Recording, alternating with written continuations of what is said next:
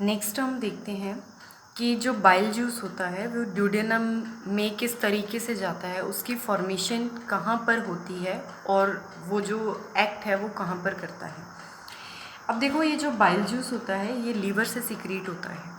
Liver के ऊपर यहाँ पर एक छोटा सा ऑर्गन होता है जिसको बोला जाता है गैल ब्लैडर।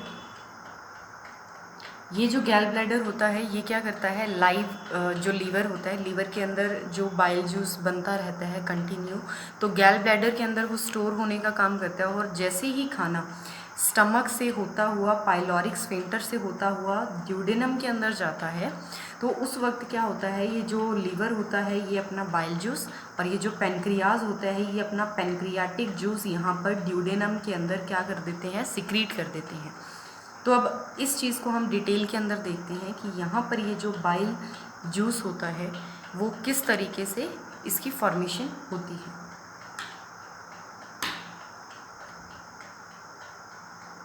अगर इसी स्ट्रक्चर को हम थोड़ा सा इनलार्ज कर कर यहाँ पर देखें तो वो मैं आपको दिखाती हूँ किस तरीके से।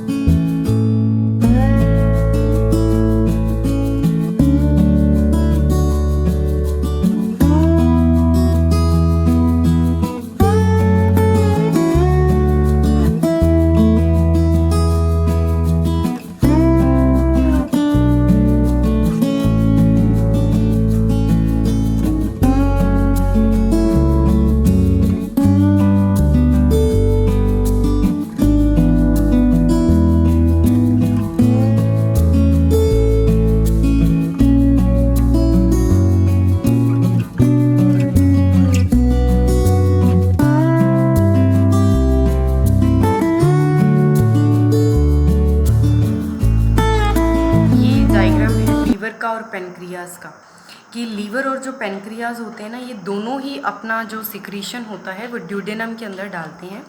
ये यहाँ पर आपको स्टमक दिख रहा है। स्टमक क्या ये पाइलोरिक स्फिंक्टर है, इस पाइलोरिक स्फिंक्टर से नीचे क्या हो जाता है, यहाँ पर ड्यूडेनम स्टार्ट हो जाता है।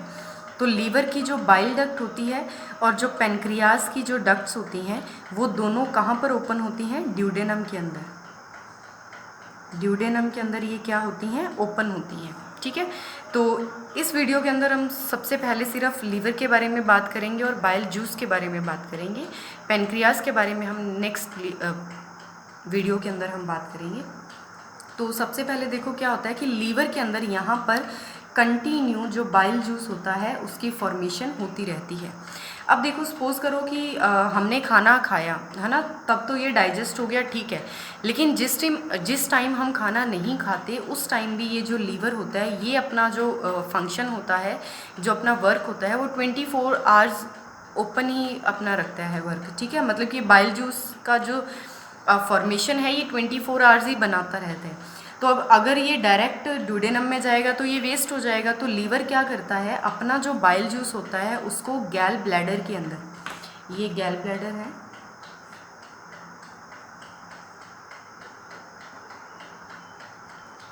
गैल ब्लैडर के अंदर क्या करके रखता है, स्टोर करके रखता है अपनी जितनी भी सिक्रीशन होती है उसको।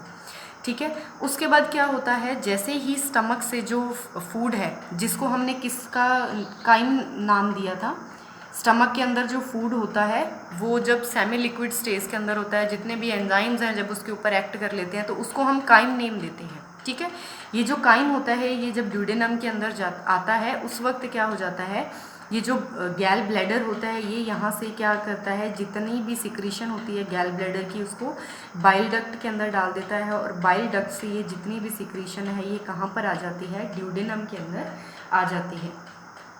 नेक्स्ट अगर हम बात करें कि यहाँ पर ये जो बाइल जूस होता है, अगर देखने में ये कैसा दिखेगा जो बाइल जूस होगा, तो देखो बाइल जूस की हम देख लेते हैं थोड़ा सा स्ट्रक्चर कैसा होगा। जो बाइल जूस होता है ये कैसा होता है, एल्कलाई होता है। नेचर के अंदर, मतलब कि बेस होता है इसका जो पीएच लेवल रहेगा वो 7 से ऊपर ऊपर रहेगा, 7, 8, 9, 10 इसके ऊपर रहेगा। विस्कस होता है, मतलब कि थोड़ा सा गाढ़ा होता है, और येलो ग्रीन, येलो से लेकर ग्रीन कलर तक ये क्या हो सकता है, हमें दिख सकता है। कईयों के अंदर येलो कलर का होगा, कईयों के अंदर ग्रीन कलर का होगा। अब देखो किन के अंदर होगा, जो कार्निवोरस होते हैं, कार्निवोरस एनिमल्स मतलब कि जो मीट वगैरह खाते हैं, ऐसे जो एनिमल्स होते हैं उनके अंदर इसका जो कलर होगा वो गोल्डन येलो कलर रहेगा। ठीक है, वो किसकी वजह से, क्योंकि ये जो कार्निवोरस एनिमल्स होते हैं उनके अंदर एक बाइल पिगमेंट प्रेजेंट होता है जिसको बोला जाता है बाइलिरुबिन। ठीक है, और जो हर्बीवोरस होते हैं, जो पेड़ पौधे खाते हैं जो एनिमल्स, उनके अंदर इसका कलर कैसा होता है, ग्रीन कलर का होता है, क्योंकि उसके अंदर एक बाइल पिगमेंट पाया जाता है, दैट इज बिलबिरिडीन। बिलरुबिन जब ऑक्सीडेशन हो जाता है इसका, तब वो बिलबिरिडीन के अंदर क्या हो जाता है, चेंज हो जाता है। ठीक है, तो ये बाइल जूस का जो स्ट्रक्चर होता है ये डिफरेंट डिफरेंट एनिमल्स के अंदर डिफरेंट डिफरेंट रहता है। किस तरीके से होता है वो मैंने आपको बता दिया। तो अगर नेक्स्ट इसकी कंपोजिशन की बात करें कि इसके अंदर बाइल जूस के अंदर मतलब कि क्या कुछ पाया जाएगा, तो देखो क्या कुछ पाया जाएगा इसके अंदर। एक तो इसके अंदर क्या होता है, वाटर होता है। ठीक है, कुछ क्या होते हैं, मिनरल सॉल्ट्स प्रेजेंट होते हैं। ठीक है, मिनरल सॉल्ट्स जैसे कि खूब सारे मिनरल्स वगैरह जो पाए जाते हैं वो। एक इसके अंदर क्या होगा, म्यूकस सिक्रीट होगा। फिर देखो इसके अंदर बाइल सॉल्ट प्रेजेंट होगा। अब देखो बाइल सॉल्ट इसके अंदर क्या होते हैं, 2 सिक्रीट होते हैं बाइल सॉल्ट। ठीक है, 2 बाइल सॉल्ट कौन से होते हैं, एक तो होता है पोटेशियम,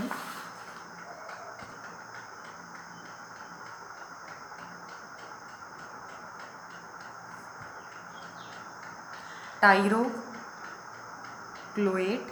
ठीक है, तो इसके अंदर क्या होता है, एक तो बाइल एसिड प्रेजेंट होता है प्लस टाउरिन साल्ट प्रेजेंट होता है, इसीलिए इसे पोटेशियम टाइरोक्लोरेट बोला जाता है। जो दूसरा बाइल साल्ट इसके अंदर प्रेजेंट होता है वो होता है सोडियम ग्लाइकोकोलेट। तो इसके अंदर क्या होगा, एक बाइल एसिड प्रेजेंट होगा, उसके साथ ग्लिसरीन प्रेजेंट होगा। अब ये जो सोडियम ग्लाइकोकोलेट है ये क्या करता है, जो फैट मॉलिक्यूल्स होते हैं वो लार्ज होते हैं तो उनको स्मॉल फैट मॉलिक्यूल्स के अंदर ब्रेक डाउन करने का, मतलब कि इमल्सिफिकेशन करने का काम करता है। और जो नेक्स्ट कंपोजिशन होती है बाइल जूस के अंदर वो क्या होती है, उसको बोला जाता है बाइल पिगमेंट, जिसके बारे में मैंने अभी आपको बताया कि 2 होते हैं, एक होता है बिलरुबिन और एक बिलबिरिडीन। 2 तरीके के बाइल पिगमेंट्स इसके अंदर बाइल जूस के अंदर पाए जाते हैं। फिर इसके अंदर क्या होता है, कोलेस्ट्रॉल पाया जाता है, फैट का ही एक टाइप होता है कोलेस्ट्रॉल। नेक्स्ट होता है इसके अंदर लेसिथीन पाया जाता है, और इसके अंदर क्या होते हैं कुछ, ठीक है। नेक्स्ट अगर हम इसके पीएच लेवल की बात करें कि जो बाइल जूस है उसका पीएच कितना होता है, तो इसका जैसे अभी मैंने बताया कि ये बेसिक होता है नेचर के अंदर, तो इसका जो पीएच लेवल रहेगा वो 8 से लेकर 8.6 के बीच का रहेगा हमेशा इसका पीएच लेवल। ठीक है, और एक दिन के अंदर अगर हम बात करें कि एक दिन के अंदर कितना जो बाइल जूस है वो सिक्रीट हो जाता है, तो एक दिन के अंदर एक ह्यूमन बीइंग के अंदर 0.5 से लेकर 1 लीटर तक जो बाइल जूस है वो क्या हो जाता है, प्रोड्यूस हो जाता है उसके ड्यूडेनम के अंदर। और नेक्स्ट देखें तो ये जो बाइल जूस होता है ये बहुत हेल्पफुल होता है किनके लिए, जो फैट सोल्यूबल विटामिन्स होते हैं। जो फैट सोल्यूबल विटामिन्स होते हैं ये क्या करता है, उनको एब्जॉर्ब करने में हेल्प करता है। तो अब फैट सोल्यूबल विटामिन्स कौन से हो गए, vitamin A, vitamin B, vitamin E और विटामिन के। ये क्या करता है बाइल जूस, इन सभी विटामिन्स को एब्जॉर्ब करने में हेल्प करता है। ठीक है, उसके बाद देखो क्या होता है कि जो गैल ब्लैडर होता है, यहाँ से जितना भी बाइल जूस आया है वो ड्यूडेनम के अंदर जाता है। ठीक है। अब देखो स्मॉल इंटेस्टाइन के कितने पार्ट होते हैं, 3 पार्ट होते हैं। हमने प्रीवियस वीडियो में बात की थी इसके बारे में कि ड्यूडेनम, जूजेनम और इलियम। इलियम क्या होता है, लास्ट पार्ट होता है स्मॉल इंटेस्टाइन का।